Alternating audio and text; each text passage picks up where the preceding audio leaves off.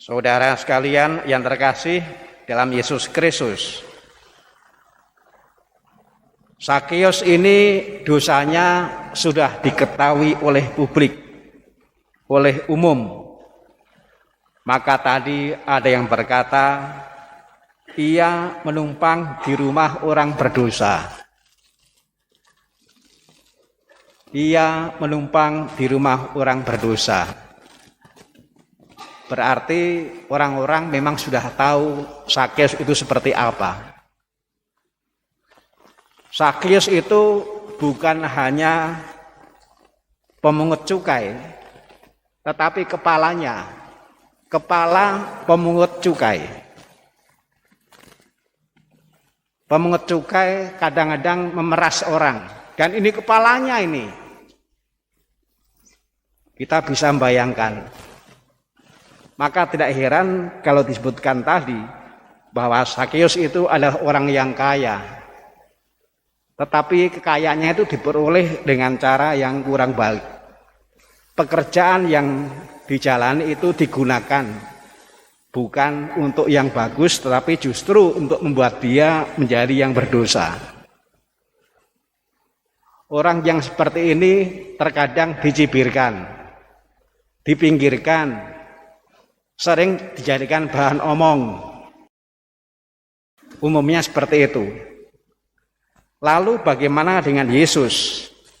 Ternyata Yesus itu enggak terseret. Yesus tidak seperti itu. Tadi Yesus berkata, Putra Manusia datang untuk mencari dan menyelamatkan yang hilang. Sakeus itu orang yang hilang arah hidupnya. Tetapi menarik bahwa meskipun Sakeus seperti itu, toh masih punya ketertarikan terhadap Yesus. Dan ketertarikannya itu kalau dilihat dalam Injil tadi memang lumayan besar. Dia berlari mendahului orang-orang lalu memanjat pohon. Suatu ungkapan bahwa memang berdosa tetapi masih punya ketertarikan yang cukup tinggi terhadap Yesus.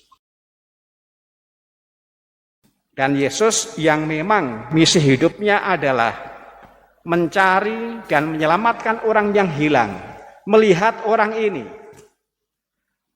Lalu Yesus berkata, Sakeus, segeralah turun, sebab hari ini aku harus menumpang di rumahmu.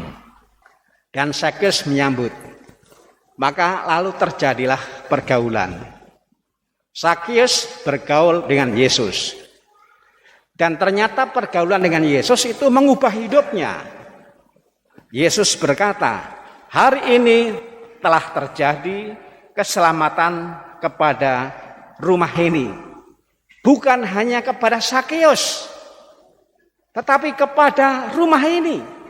Yang berarti keselamatan itu di samping tertuju kepada Sakeus, juga kepada yang lain yang ada di dalam rumah itu. Termasuk hartanya. Sekali lagi, Yesus berkata, hari ini telah terjadi keselamatan kepada rumah ini. Sakeus dan harta benda yang ada di dalamnya. Inilah buah dari bergaul dengan Yesus. Bergaul dengan Yesus menyelamatkan dia dan yang lain yang ada di rumah itu. Hartanya pun juga kemudian diselamatkan. Tadi dikisahkan, kalau ada orang yang kuperas, akan kembalikan 4 kali lipat. Dan aku juga mau bersikap bagus, bersikap peduli terhadap orang-orang yang miskin. Harta bukan untuk memperkaya diri, tetapi untuk keselamatan. Inilah buah dari bergaul dengan Yesus, melahirkan keselamatan. Saudara sekalian yang terkasih dalam Kristus, mari kita merenungkan bergaulnya orang tua dan anak yang sudah berkeluarga. Bergaulnya mertua dengan menantu. Di parok kita ini tidak sedikit keluarga muda. Juga tidak sedikit keluarga muda yang tinggalnya itu tidak jauh dari orang tua atau mertua.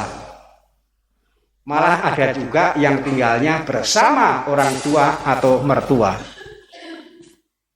Maka kalau kita renungkan, memang tidak terlalu sulit pergaulan itu terjadi antara orang tua dan anak yang sudah berkeluarga atau mertua dengan menantunya.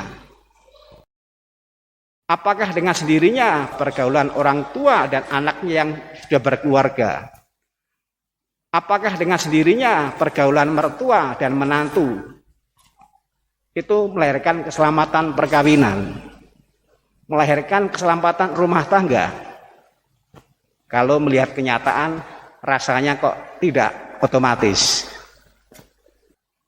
Dari dulu sampai nanti, sekarang sama saja.